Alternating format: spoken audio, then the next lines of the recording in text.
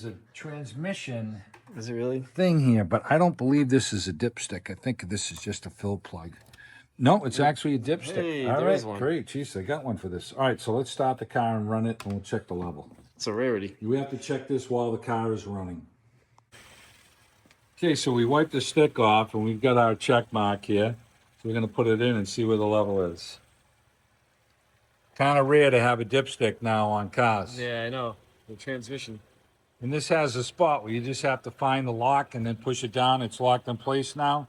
And then when you turn it, you unlock it, and then it pulls up. And that fluid level is right at the bottom right now because we're not really hot. The car's been cooled down. As long as within the check mark, we are good. And we're within the check mark.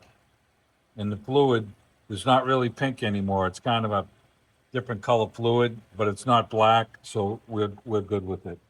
So to add some more transmission fluid into it, Put a funnel right in here, and you'd add right through this hole. yeah, and then you can top it off, and a little at a time, you can bring the level up. Yeah. And that'd be it for our underfluid check, right, Steve? Yeah, that's it.